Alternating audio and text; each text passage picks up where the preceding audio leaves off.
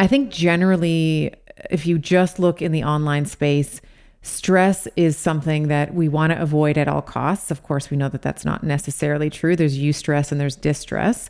What we are talking about specifically here is, as you mentioned, the toxic stress, that chronic, unrelenting, subclinical, low grade stress that has a very long delta that has been sort of, attacking or pushing up at the gates, if you will, of the body's defense systems for a long time. Can you walk us through the pervasive, we'll say, what that hormonal cascade looks like? So we have, and how women are maybe more uniquely sensitive to that than men are. So the main biochemical cocktail that connects toxic stress to increased intestinal permeability is cortisol releasing hormone. So when you think about the control system for your stress hormones, what happens is your limbic system, typically your amygdala, is searching the horizon for threat. We know that women are especially keen to do this. We're wired to do it. So we're searching the horizon for threat. When we see a threat, whether that's a recent email or it's a lion and her cubs, that then sends the signal to the hypothalamus to release cortisol releasing hormone. And then that goes to the pituitary to release ACTH, adrenocorticotropin hormone. Yeah. And then that ACTH from the pituitary then goes to the adrenals and gets you to release cortisol. So that's the process. And when you look at these individual hormones, it seems to be the CRH that pokes the holes directly in the gut. So cortisol might also play a role, and certainly there's some other factors in the gut that cortisol is affecting, but it seems to be the CRH that has this primary effect in terms of increasing intestinal permeability. So that's the problem with toxic stress. You also asked about some of the sex and gender differences, which I want to get into. Yeah. But I also feel like I should insert here that when we do research, and that's one of the things I do at Thomas Jefferson University, when we do research and we're trying to create an animal model of leaky gut, the thing that's the most effective is not actually stress, it's alcohol.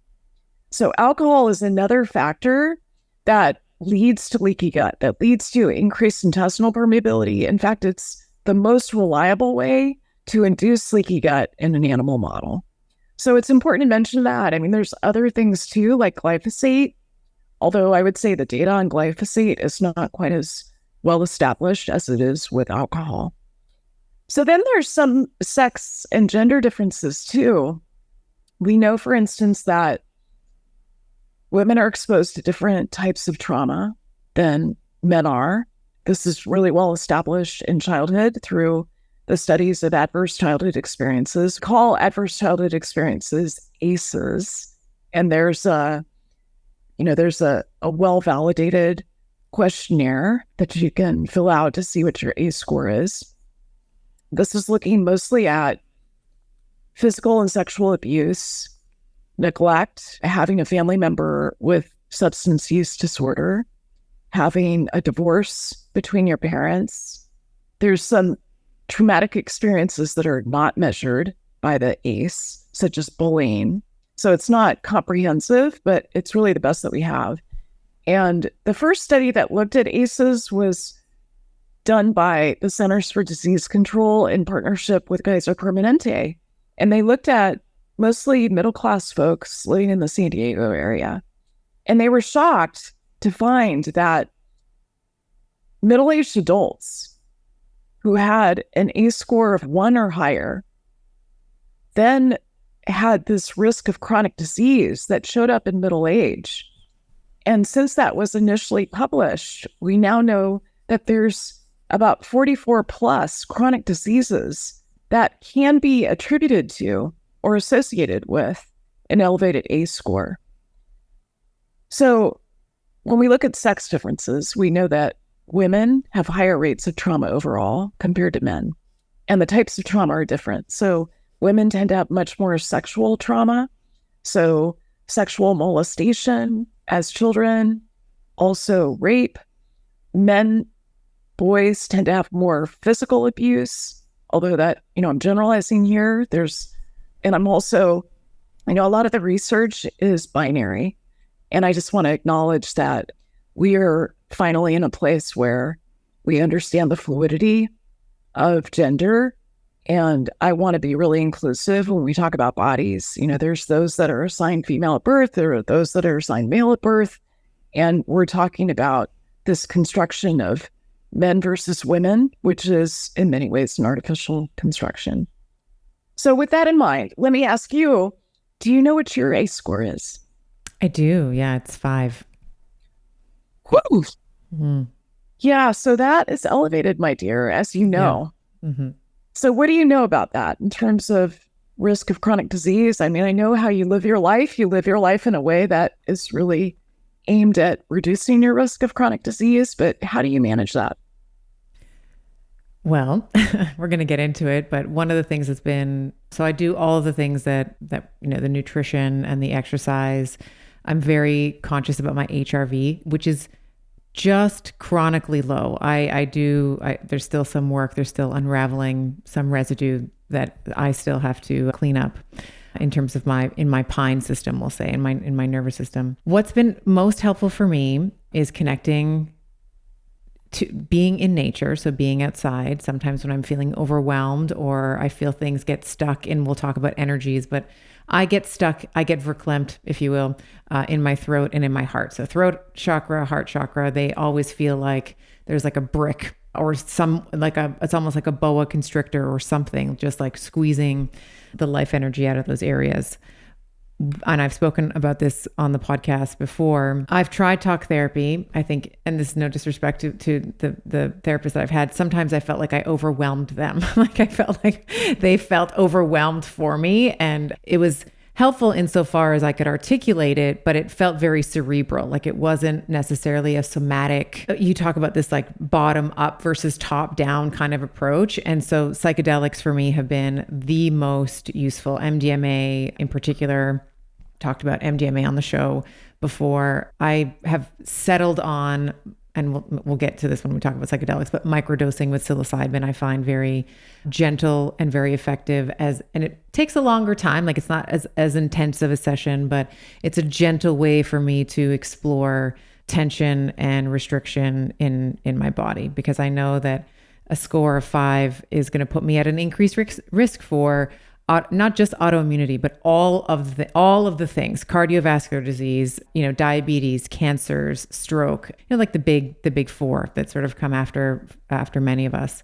So those are some of the healing practices that I have. I think also just very transparently having a partner who is able to make me feel safe and to have a container for me, when I am activated, because I still can be activated if he says something or does something, I'm like, oh my gosh, he's leaving, or I guess we're getting a divorce. I guess he's just over me now, or something, for him to give me space to sort of be myself and love me unconditionally based on, whatever it is that I'm going through at the time. So I think my social constructs, like my relationship with my husband and the friends that I have that I can talk about difficult subjects with, also help me quite a bit. I feel connected, I feel heard, I feel seen, all the general things I think that many humans, most of us want. We want to feel heard and understood, and we want to feel seen and loved for, our bright sparkly bits and our shadowy, I've sort of imagined like a Shrek type of character,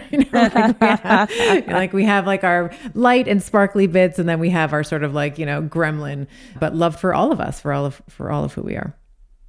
What a beautiful articulation of this arc that you've been on. It's, you and I have been connected for many years, and when I learned about your vulnerability with an ACE score of 5, it makes me misty, because I feel like you and I have been on these parallel tracks where, my ACE score is 6. I had one psychologist who said I was a 7, so whatever, it's elevated. And it puts me at, very much the same risk as you in terms of cardiovascular disease, stroke, autoimmune disease, alcohol use disorder, etc. And I don't want to live my life in an unconscious way. I want to be in those healing states of consciousness. I want to show up and be the best possible mirror for my kids, for my relationships, for my partner. And there's a way that having an ACE score of 5 or 6 or 7, there's kind of two paths. There's the I'm not good enough, low self-esteem. And then there's another path, which is extremely self-reliant. And I think the extreme self-reliant, kind of the hyper-independent, especially when you superimpose that on a female, a bright female, it just leads to this process of creating great things in the world, right? Being mission-based, being an entrepreneur, being so creative and wanting to kind of get your message out into the world. But often it's with a cost, like the low heart rate variability or the ways that maybe this residue is showing up in a relationship that needs to be addressed and needs to be cleared. The other point she made, which I think is really critical, is that the parts of the brain that survived that ACE score of 5 or 6 or 7 are different than the parts of the brain that talk therapy addresses. So there's this cognitive understanding of what happened to you and the trauma that you experienced. And I spent decades in psychotherapy talking these things through. Never found them to be helpful. Yeah. And it's so painful because, I love to talk about informed consent. I think we need informed consent for hormone therapy. We need it for birth control pills. And we definitely need it for psychotherapy, for talk therapy. And fortunately, talk therapy has become more trauma informed. But the kind of talk therapy that I did, and I imagine you did, I spent hundreds of thousands of dollars. It took so much time. And if I had informed consent that I had about a, 30% effectiveness rate with talk therapy for my trauma, I don't know that I would have signed up for it. Right? Same. Yeah. What a waste of time and money. Like I could have, we didn't know then, back when I was in my 20s and 30s and 40s, and then couples therapy for another couple decades.